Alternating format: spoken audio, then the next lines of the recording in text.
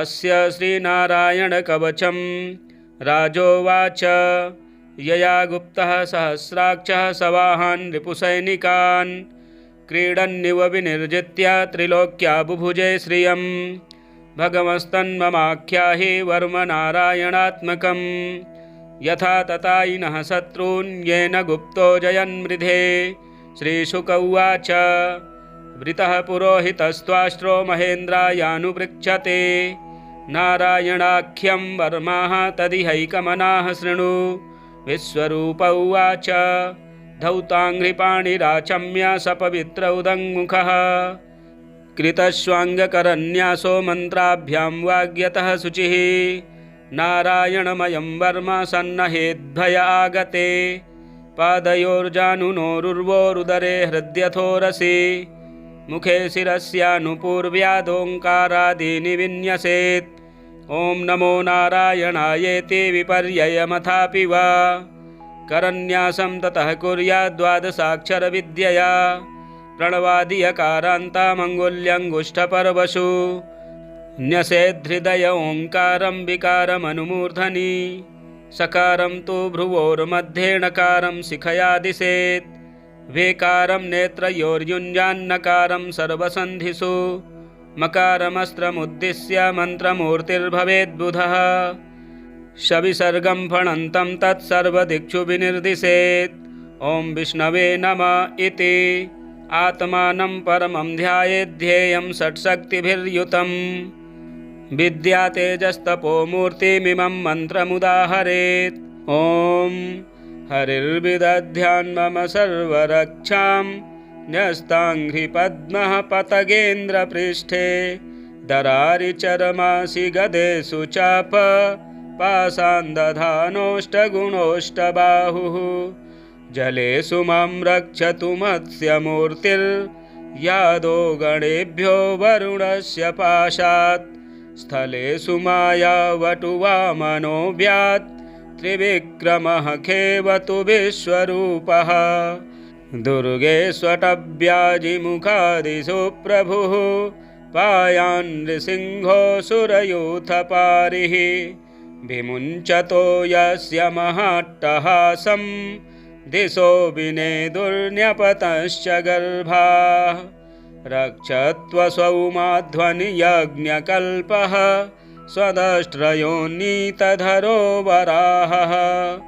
रामोद्रिकूटे स्वथ विप्रवासे सलक्ष्मणो व्याध्वरताग्रजोष्मान्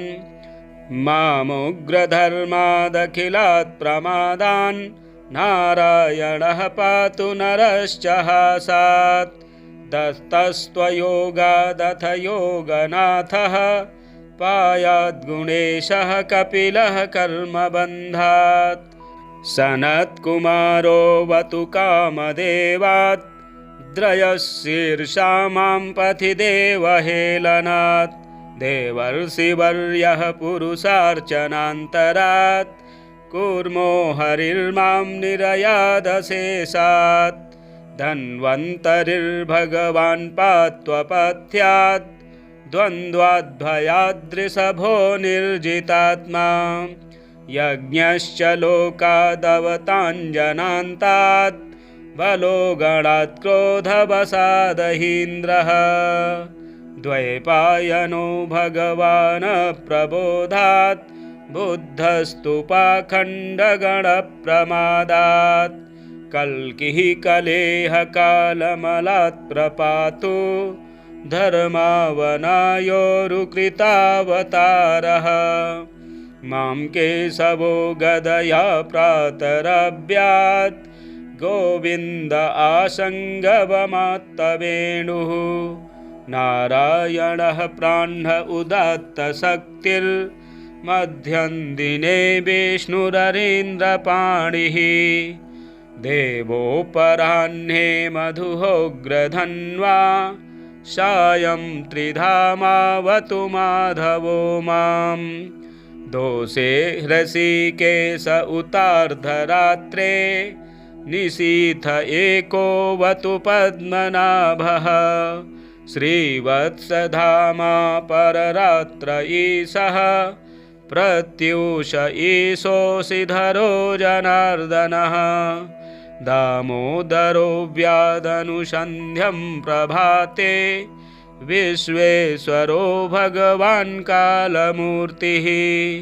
चक्रं युगान्तानलतेग्मनेमि भ्रमत्समन्ताद्भगवत्प्रयुक्तम् दन्दग्धिदन्दग्ध्यरिसैन्यमाशु कक्षं यथा वातसखो हुतासः गदेशनिस्पर्शनविस्फुलिङ्गे निस्पिन्धि निस्पिन्ध्यजितप्रियासि कूष्माण्डवैनायकयक्षरक्षो भूतग्रहाश्चूर्णयचूर्णयारीन् त्वं यातु धनप्रमथः प्रेतमात्रे पिशाच विप्रग्रहघोरदृष्टीन् धरेन्द्रविद्रावय कृष्णपूरितो भीष्मस्वनोरेर्हृदयानि कम्पयन् त्वं तिग्मधारा शिवरारिसैन्य मीशप्रयुक्तो मम छिन्धि छिन्धि चक्षुंसि चर्मं शतचन्द्रछादय द्विषामघोनां हरपापचक्षुषाम्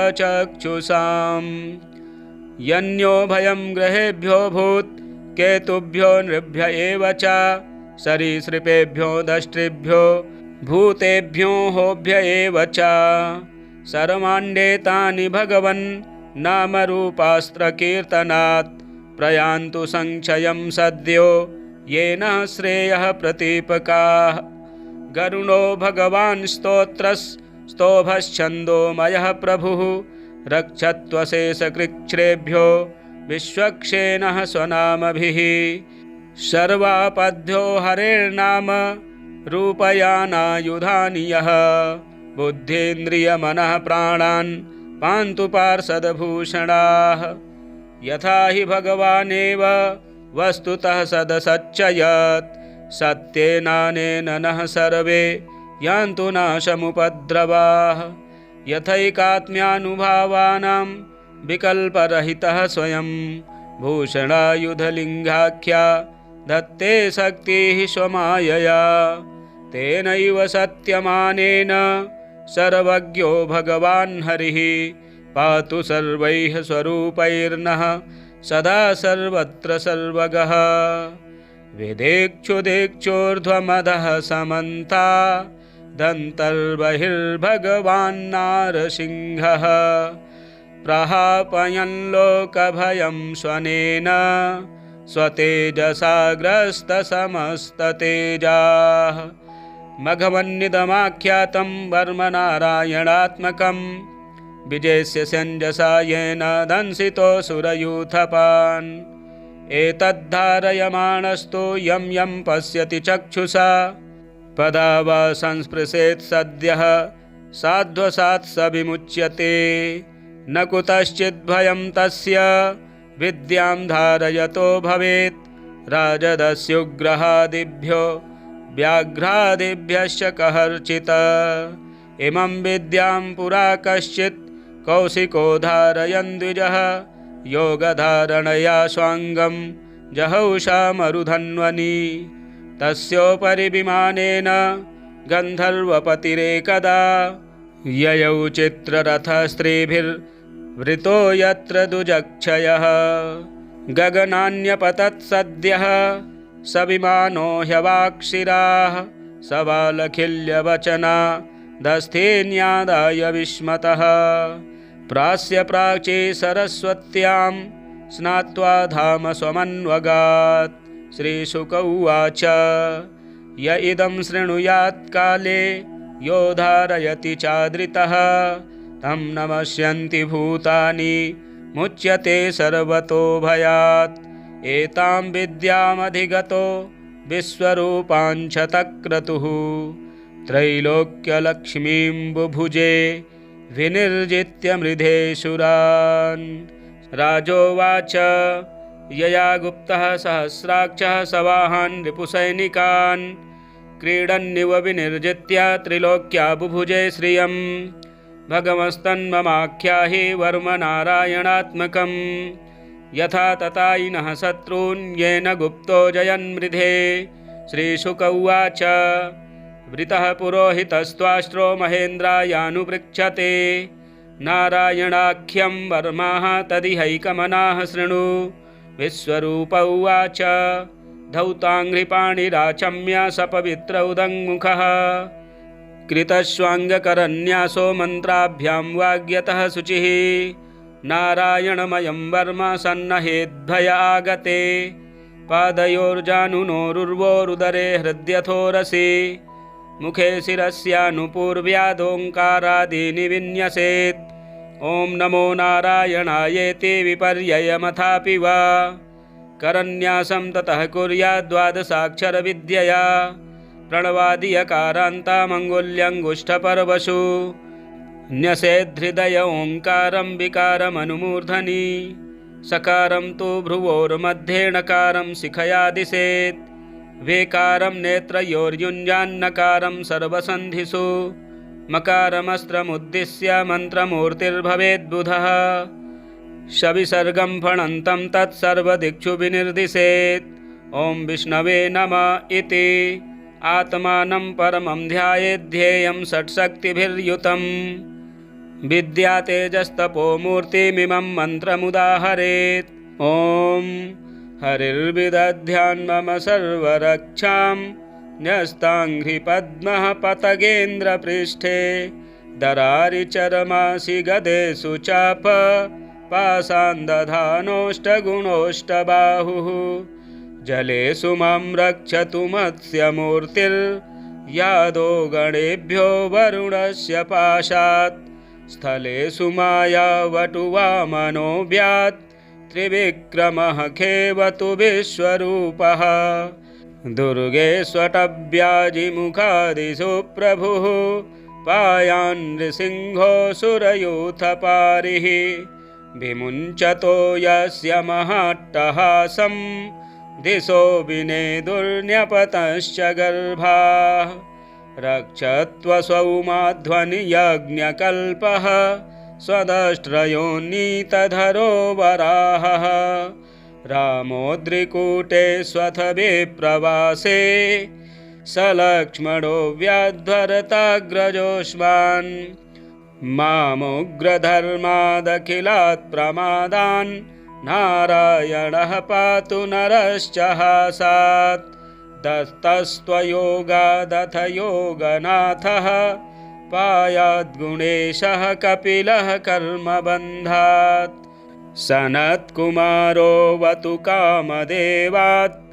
द्रयशीर्षा मां पथि देवहेलनात् देवर्षिवर्यः पुरुषार्चनान्तरात् कूर्मो हरिर्मां निरयादशेषात् धन्वन्तरिर्भगवान् पात्वपथ्यात् द्वन्द्वाद्भयाद्रिषभो निर्जितात्मा यज्ञश्च लोकादवताञ्जनान्तात् बलो गणात् क्रोधवसादहीन्द्रः द्वैपायनो भगवान् प्रबोधात् बुद्धस्तु पाखण्डगणप्रमादात् कल्किः कलेह कालमलात् प्रपातु धर्मावनायोरुकृतावतारः मां केशवो गदया प्रातरभ्यात् गोविन्द आसङ्गवमात्तवेणुः नारायणः प्राह्न उदात्तशक्तिर्मध्यं दिने विष्णुररीन्द्रपाणिः देवोपराह्ने मधुहोग्रधन्वा सायं त्रिधामावतु माधवो मां दोषे हृषीकेश उतार्धरात्रे निशीथ एकोऽवतु पद्मनाभः श्रीवत्सधामा पररात्र ईशः प्रत्यूष ईशोऽसिधरो जनार्दनः दामोदरो व्यादनुसन्ध्यं प्रभाते विश्वेश्वरो भगवान् कालमूर्तिः चक्रं युगान्तानलतेग्मनेमि भ्रमत्समन्ताद्भगवत्प्रयुक्तम् दन्दग्धिदन्दग्ध्यरिसैन्यमाशु कक्षं यथा वातसखो हुतासः गदेशनिस्पर्शनविस्फुलिङ्गे निस्पिन्धि निस्पिन्ध्यजितप्रियासि कूष्माण्डवैनायकयक्षरक्षो भूतग्रहाश्चूर्णय चूर्णयारीन् त्वं यातु धनप्रमथः प्रेतमात्रे पिशाच विप्रग्रहघोरदृष्टीन् धरेन्द्रविद्रावय कृष्णपूरितो भीष्मस्वनोरेर्हृदयानि कम्पयन् त्वं तिग्मधारा शिवरारिसैन्य मीशप्रयुक्तो मम छिन्धि छिन्धि चक्षुंसि चर्मं शतचन्द्रछादय द्विषामघोनां हर पापचक्षुषाम् यन्यो भयं ग्रहेभ्यो भूत् केतुभ्यो नृभ्य एव च सरीसृपेभ्यो दष्ट्रिभ्यो भूतेभ्यो होभ्य एव च सर्वाण्डेतानि भगवन् नामरूपास्त्रकीर्तनात् प्रयान्तु संक्षयं सद्यो येन श्रेयः प्रतीपकाः गरुणो भगवान् स्तोभश्छन्दोमयः प्रभुः रक्षत्वशेषकृच्छ्रेभ्यो विश्वक्षेणः स्वनामभिः सर्वापद्यो हरेर्नाम रूपयानायुधानि यः बुद्धीन्द्रियमनः प्राणान् पान्तु पार्षदभूषणाः यथा हि भगवानेव वस्तुतः सदसच्चयत् सत्येनानेन नः सर्वे यान्तु नाशमुपद्रवाः यथैकात्म्यानुभावानां विकल्परहितः स्वयं भूषणायुधलिङ्गाख्या दत्ते शक्तिः स्वमायया तेनैव सत्यमानेन सर्वज्ञो भगवान् हरिः पातु सर्वैः स्वरूपैर्नः सदा सर्वत्र सर्वगः विदेक्षुदेक्षोर्ध्वमधः समन्ता दन्तर्बहिर्भगवान् नारसिंहः प्रहापयन् लोकभयं स्वनेन स्वतेजसाग्रस्तसमस्ततेजाः मघवन्निदमाख्यातं वर्मनारायणात्मकं विजयस्य सञ्जसा येन दंसितो सुरयूथपान् एतद्धारयमाणस्तु यं यं पश्यति चक्षुषा पदा वा संस्पृशेत् सद्यः साध्वसात् स विमुच्यते न कुतश्चिद्भयं तस्य विद्यां धारयतो भवेत् राजदस्युग्रहादिभ्यो व्याघ्रादिभ्यश्च कहर्चित् इमं विद्यां पुरा कश्चित् कौशिको धारयन् द्विजः योगधारणया स्वाङ्गं जहौषा मरुधन्वनि तस्योपरि विमानेन गन्धर्वपतिरेकदा ययौ चित्ररथस्त्रीभिर्वृतो यत्र दुजक्षयः गगनान्यपतत् सद्यः स विमानो ह्यवाक्षिराः सबालखिल्यवचना दस्थेन्यादाय विस्मतः प्रास्य प्राची सरस्वत्यां स्नात्वा धाम स्वमन्वगात् श्रीशुक उवाच य इदं शृणुयात् काले यो धारयति चादृतः तं नमस्यन्ति भूतानि मुच्यते सर्वतो भयात् एतां विद्यामधिगतो विश्वरूपाञ्छतक्रतुः त्रैलोक्यलक्ष्मीं बुभुजे विनिर्जित्य मृधेशुरान् राजोवाच यया गुप्तः सहस्राक्षः सवाहान् रिपुसैनिकान् क्रीडन्निव विनिर्जित्य त्रिलोक्या बुभुजे श्रियं भगवस्तन्ममाख्याहि वर्मनारायणात्मकं यथा तथायिनः शत्रून् येन गुप्तो जयन्मृधे श्रीशुक उवाच वृतः पुरोहितस्त्वाष्ट्रो महेन्द्रायानुपृच्छते नारायणाख्यं वर्माः तदिहैकमनाः शृणु। विश्वरूप उवाच धौताङ्घ्रिपाणिराचम्य सपवित्र उदङ्मुखः कृतश्वाङ्गकरन्यासो मन्त्राभ्यां वाग्यतः शुचिः नारायणमयं वर्म सन्नहेद्भय आगते पादयोर्जानुनोरुर्वोरुदरे हृद्यथोरसि मुखे शिरस्यानुपूर्व्यादोङ्कारादीनि विन्यसेत् ॐ नमो नारायणायेति विपर्ययमथापि वा करन्यासं ततः कुर्याद्द्वादशाक्षरविद्यया प्रणवादियकारान्तामङ्गुल्यङ्गुष्ठपर्वशु न्यसेद्धृदय ओङ्कारं विकारमनुमूर्धनि सकारं तु भ्रुवोर्मध्ये णकारं शिखया दिशेत् वेकारं नेत्रयोर्युञ्जान्नकारं सर्वसन्धिषु मकारमस्त्रमुद्दिश्य मन्त्रमूर्तिर्भवेद्बुधः शविसर्गं फणन्तं तत्सर्वदिक्षु विनिर्दिशेत् ॐ विष्णवे नमः इति आत्मानं परमं ध्यायेद्धेयं षट्शक्तिभिर्युतं विद्यातेजस्तपोमूर्तिमिमं मन्त्रमुदाहरेत् ॐ हरिर्विदध्यान् मम सर्वरक्षां न्यस्ताङ्घ्रिपद्मः पतगेन्द्रपृष्ठे दरारिचरमासि गदेषु चाप पाषाण्डधानोऽष्टगुणोऽष्टबाहुः जलेषु मां रक्षतु मत्स्यमूर्तिर्यादो गणेभ्यो वरुणस्य पाशात् स्थलेषु मायावटुवामनो व्यात् त्रिविक्रमः खेवतु विश्वरूपः दुर्गे स्वटव्याजिमुखादिषु प्रभुः पायान् नृसिंहोऽसुरयूथपारिः विमुञ्चतो यस्य महाट्टहासं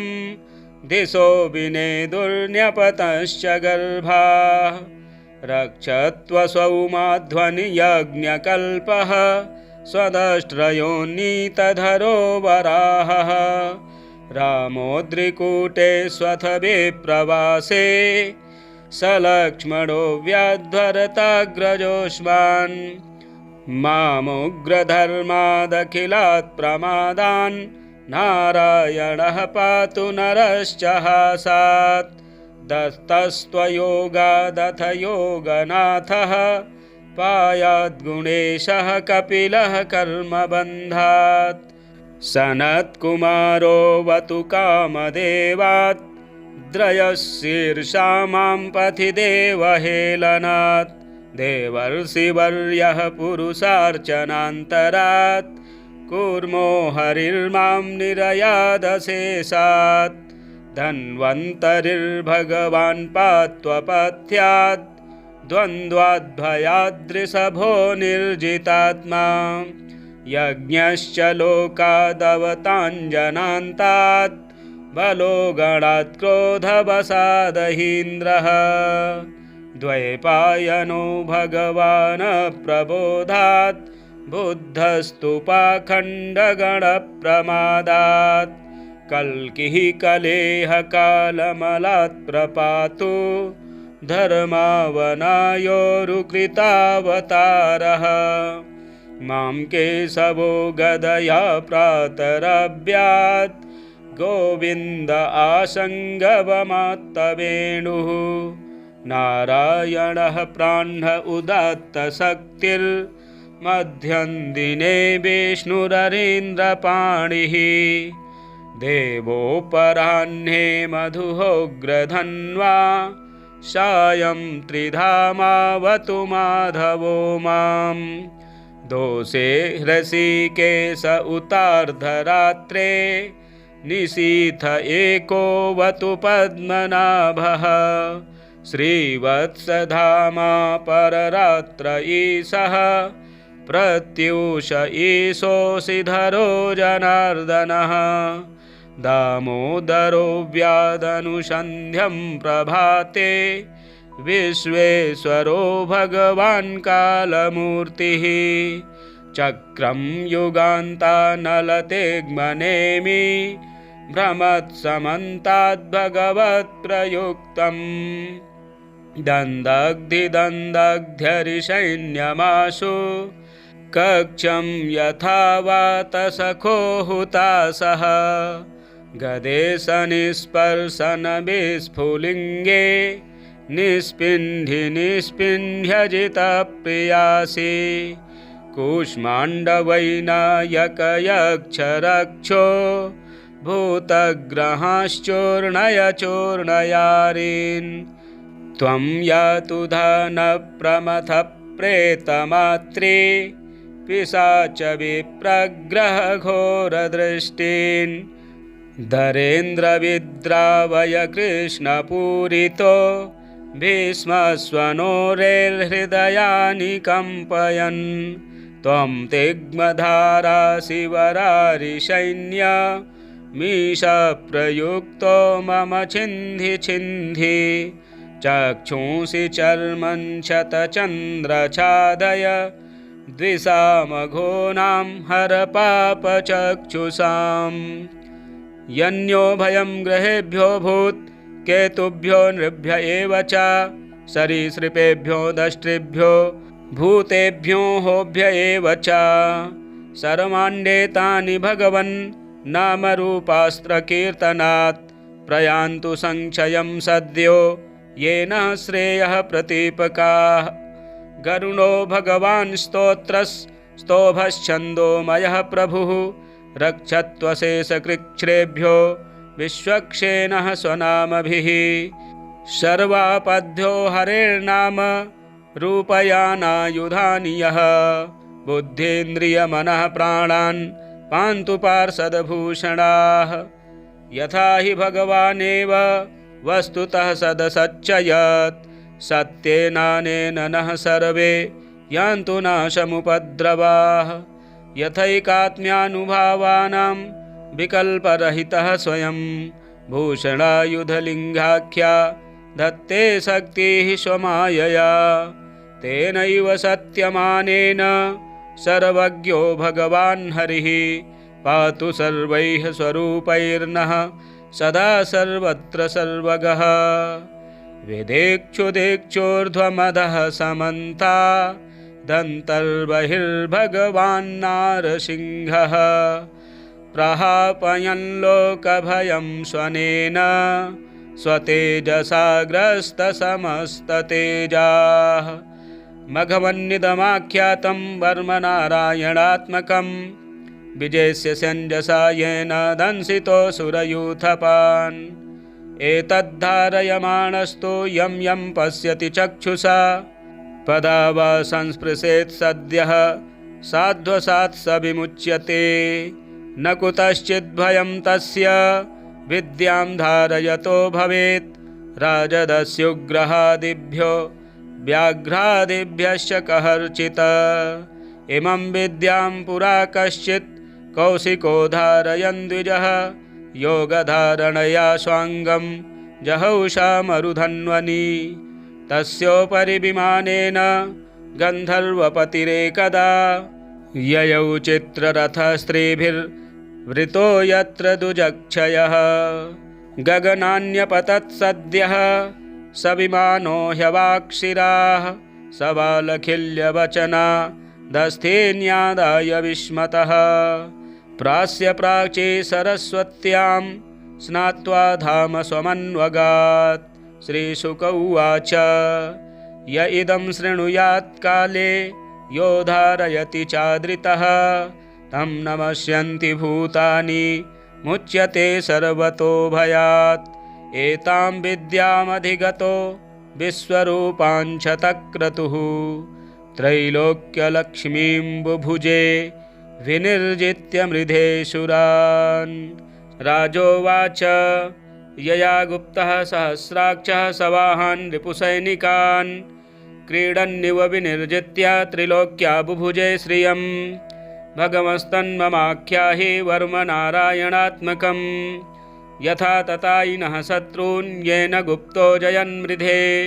श्रीशुक उवाच वृतः पुरोहितस्त्वाष्ट्रो महेन्द्रायानुपृच्छते नारायणाख्यं वर्माः तदिहैकमनाः शृणु। विश्वरूप उवाच धौताङ्घ्रिपाणिराचम्य स पवित्रौदङ्मुखः कृतश्वाङ्गकरन्यासो मन्त्राभ्यां वाग्यतः शुचिः नारायणमयं वर्म सन्नहेद्भय आगते पादयोर्जानुनोरुर्वोरुदरे हृद्यथोरसि मुखे शिरस्यानुपूर्व्यादोङ्कारादीनि विन्यसेत् ॐ नमो नारायणायेति विपर्ययमथापि वा करन्यासं ततः कुर्याद्द्वादशाक्षरविद्यया प्रणवादियकारान्तामङ्गुल्यङ्गुष्ठपर्वशु न्यसेद्धृदय ओङ्कारं विकारमनुमूर्धनि सकारं तु भ्रुवोर्मध्ये णकारं शिखया दिशेत् वेकारं नेत्रयोर्युञ्जान्नकारं सर्वसन्धिषु मकारमस्त्रमुद्दिश्य मन्त्रमूर्तिर्भवेद्बुधः शविसर्गं फणन्तं तत्सर्वदिक्षु विनिर्दिशेत् ॐ विष्णवे नमः इति आत्मानं परमं ध्यायेद्धेयं षट्शक्तिभिर्युतं विद्यातेजस्तपोमूर्तिमिमं मन्त्रमुदाहरेत् ॐ हरिर्विदध्यान्मम सर्वरक्षां न्यस्ताङ्घ्रिपद्मः पतगेन्द्रपृष्ठे दरारिचरमासि गदेषु चाप पाशान्दधानोऽष्टगुणोऽष्टबाहुः जलेषु मां रक्षतु मत्स्यमूर्तिर्यादो गणेभ्यो वरुणस्य पाशात् स्थलेषु मायावटुवामनो व्यात् त्रिविक्रमः खेवतु विश्वरूपः दुर्गे स्वटव्याजिमुखादिषु प्रभुः पायान् नृसिंहोऽसुरयूथपारिः विमुञ्चतो यस्य महाट्टहासं दिशो विनेदुर्न्यपतश्च गर्भाः रक्षत्वसौमाध्वनियज्ञकल्पः स्वदष्ट्रयोन्नीतधरो वराहः रामोद्रिकूटे स्वथ विप्रवासे सलक्ष्मणो व्याध्वरताग्रजोष्मान् मामुग्रधर्मादखिलात् प्रमादान् नारायणः पातु नरश्च हासात् दत्तस्त्वयोगादथ योगनाथः पायाद्गुणेशः कपिलः कर्मबन्धात् सनत्कुमारोऽवतु कामदेवात् द्रयशीर्षा मां पथि देवहेलनात् देवर्षिवर्यः पुरुषार्चनान्तरात् कूर्मो हरिर्मां निरयादशेषात् धन्वन्तरिर्भगवान् पात्वपथ्यात् द्वन्द्वाद्भयाद्रिषभो निर्जितात्मा यज्ञश्च लोकादवताञ्जनान्तात् बलो गणात् क्रोधवसादहीन्द्रः द्वैपायनो भगवान् प्रबोधात् बुद्धस्तु पाखण्डगणप्रमादात् कल्किः कलेह कालमलात् प्रपातु धर्मावनायोरुकृतावतारः मां केशवो गदया प्रातरभ्यात् गोविन्द आसङ्गवमात्तवेणुः नारायणः प्राह्न उदात्तशक्तिर्मध्यं दिने विष्णुररीन्द्रपाणिः देवोपराह्ने मधुहोग्रधन्वा सायं त्रिधामावतु माधवो मां दोषे हृषीकेश उतार्धरात्रे निशीथ एकोऽवतु पद्मनाभः श्रीवत्सधामा पररात्र ईशः प्रत्यूष ईशोऽसिधरो जनार्दनः दामोदरो व्यादनुसन्ध्यं प्रभाते विश्वेश्वरो भगवान् कालमूर्तिः चक्रं युगान्तानलतेग्मनेमि भ्रमत्समन्ताद्भगवत्प्रयुक्तं दन्दग्धिदन्दग्ध्यरिसैन्यमाशु कक्षं यथा वातसखो हुतासः गदेश निस्पर्शनविस्फुलिङ्गे निस्पिन्धि निस्पिन्ध्यजितप्रियासि कूष्माण्डवैनायकयक्षरक्षो भूतग्रहाश्चूर्णयचूर्णयारीन्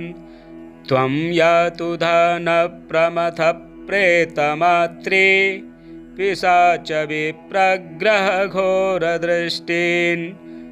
धरेन्द्रविद्रावय कृष्णपूरितो भीष्मस्वनोरेर्हृदयानि कम्पयन् त्वं तिग्मधारा शिवरारिसैन्य मीशप्रयुक्तो मम छिन्धि छिन्धि चक्षुंसि चर्मं शतचन्द्रछादय द्विषामघोनां हर पापचक्षुषाम् यन्यो भयं ग्रहेभ्यो भूत् केतुभ्यो नृभ्य एव च सरीसृपेभ्यो दष्ट्रिभ्यो भूतेभ्यो होभ्य एव च सर्वाण्डेतानि भगवन् नामरूपास्त्रकीर्तनात् प्रयान्तु संक्षयं सद्यो येन श्रेयः प्रतीपकाः गरुणो भगवान् स्तोभश्छन्दोमयः प्रभुः रक्षत्वशेषकृच्छ्रेभ्यो विश्वक्षेणः स्वनामभिः सर्वापद्यो हरेर्नाम रूपयानायुधानि यः बुद्धीन्द्रियमनः प्राणान् पान्तु पार्षदभूषणाः यथा हि भगवानेव वस्तुतः सदसच्चयत् सत्येनानेन नः सर्वे यान्तु नाशमुपद्रवाः यथैकात्म्यानुभावानां विकल्परहितः स्वयं भूषणायुधलिङ्गाख्या दत्ते शक्तिः स्वमायया तेनैव सत्यमानेन सर्वज्ञो भगवान् हरिः पातु सर्वैः स्वरूपैर्नः सदा सर्वत्र सर्वगः विदेक्षुदेक्षोर्ध्वमधः समन्ता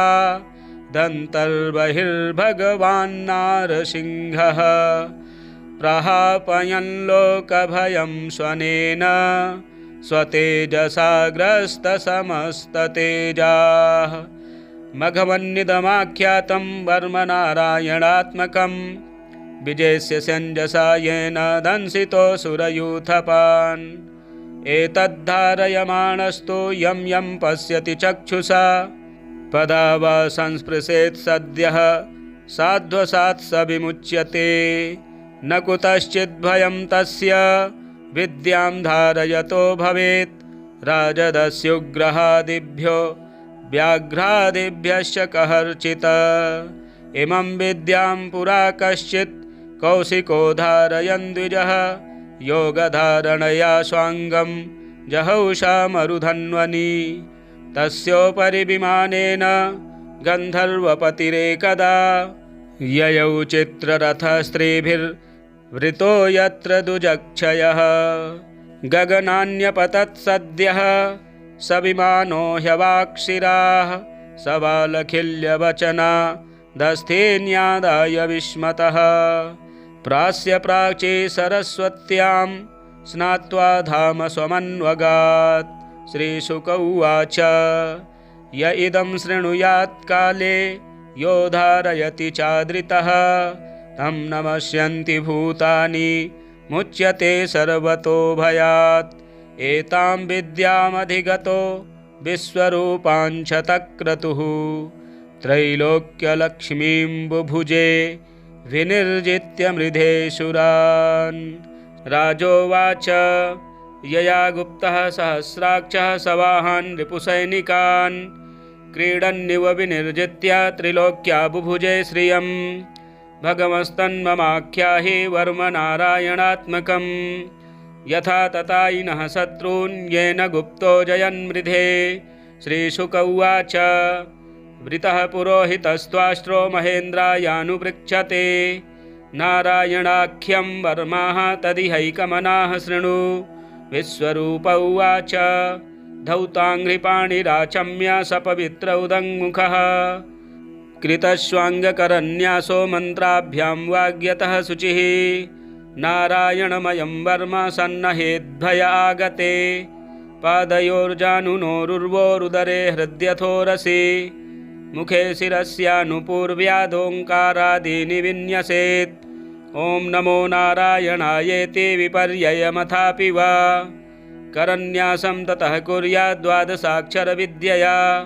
प्रणवादियकारान्तामङ्गुल्यङ्गुष्ठपर्वशु न्यसेद्धृदय ओङ्कारं विकारमनुमूर्धनि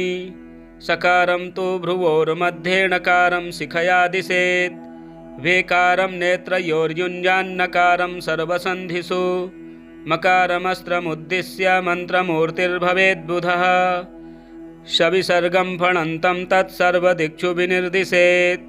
ॐ विष्णवे नमः इति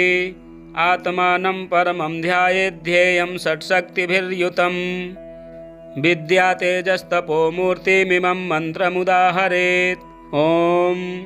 हरिर्विदध्यान् मम सर्वरक्षां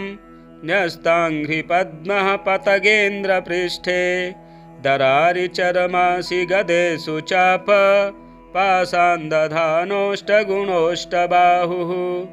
जलेषु मां रक्षतु मत्स्यमूर्तिर्यादो गणेभ्यो वरुणस्य पाशात्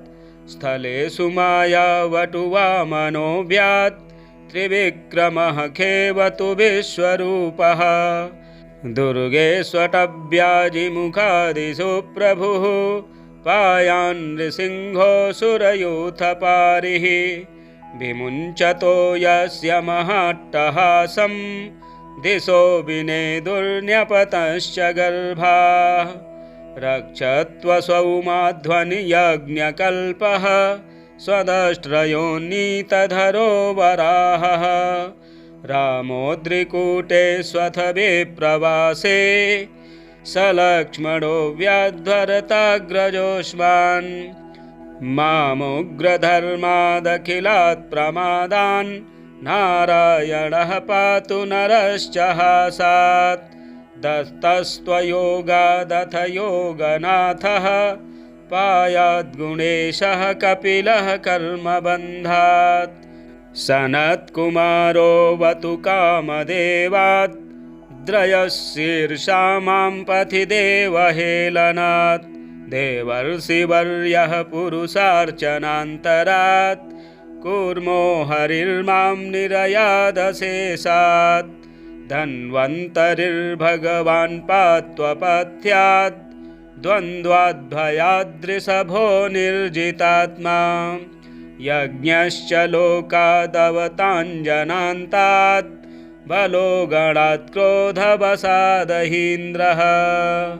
द्वैपायनो भगवान् प्रबोधात् बुद्धस्तु पाखण्डगणप्रमादात् कल्किः कलेह कालमलात् प्रपातु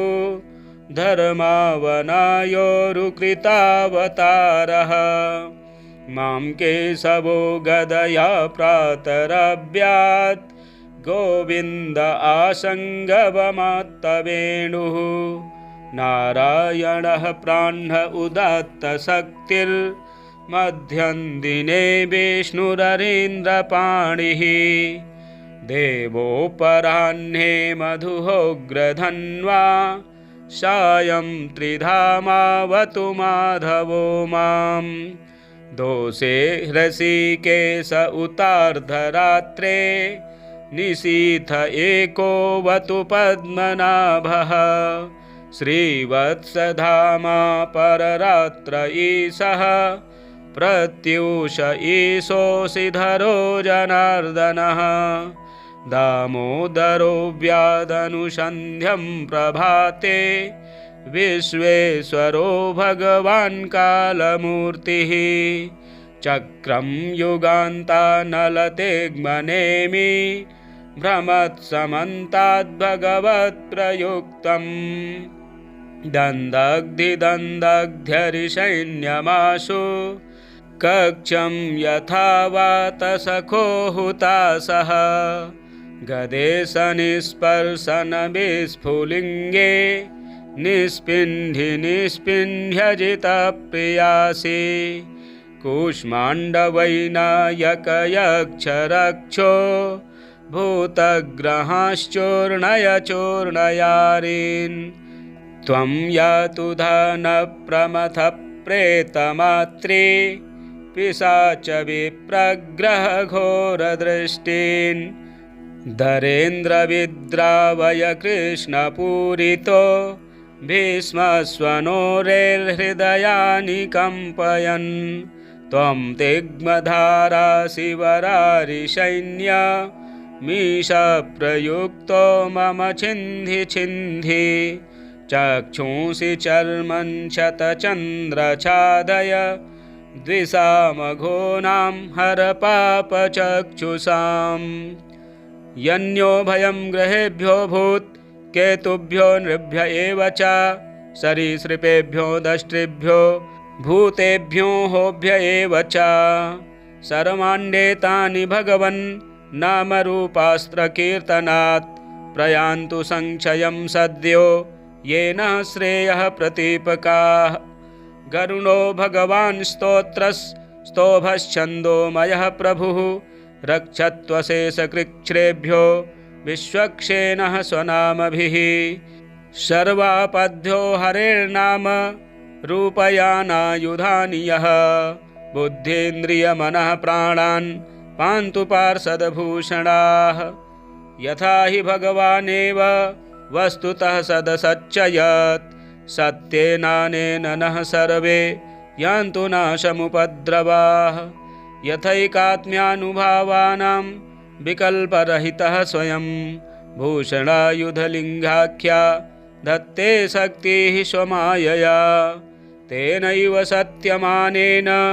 सर्वज्ञो भगवान् हरिः पातु सर्वैः स्वरूपैर्नः सदा सर्वत्र सर्वगः विदेक्षुदेक्षोर्ध्वमधः समन्ता दन्तर्बहिर्भगवान्नारसिंहः प्रहापयन् लोकभयं स्वनेन स्वतेजसाग्रस्तसमस्ततेजाः मघवन्निदमाख्यातं वर्मनारायणात्मकं विजयस्य सञ्जसा येन दंसितो सुरयूथपान् एतद्धारयमाणस्तु यं यं पश्यति चक्षुषा पदा वा संस्पृशेत् सद्यः साध्वसात् स विमुच्यते न कुतश्चिद्भयं तस्य विद्यां धारयतो भवेत् राजदस्युग्रहादिभ्यो व्याघ्रादिभ्यश्च कहर्चित् इमं विद्यां पुरा कश्चित् कौशिको धारयन् द्विजः योगधारणया स्वाङ्गं जहौषा मरुधन्वनि तस्योपरि विमानेन गन्धर्वपतिरेकदा ययौ चित्ररथस्त्रीभिर्वृतो यत्र दुजक्षयः गगनान्यपतत् सद्यः स विमानो ह्यवाक्षिराः सबालखिल्यवचना दस्थेन्यादाय विस्मतः प्रास्य प्राची सरस्वत्यां स्नात्वा धाम स्वमन्वगात् श्रीशुक उवाच य इदं शृणुयात् काले यो धारयति चादृतः तं नमस्यन्ति भूतानि मुच्यते सर्वतो भयात् एतां विद्यामधिगतो विश्वरूपाञ्छतक्रतुः त्रैलोक्यलक्ष्मीं बुभुजे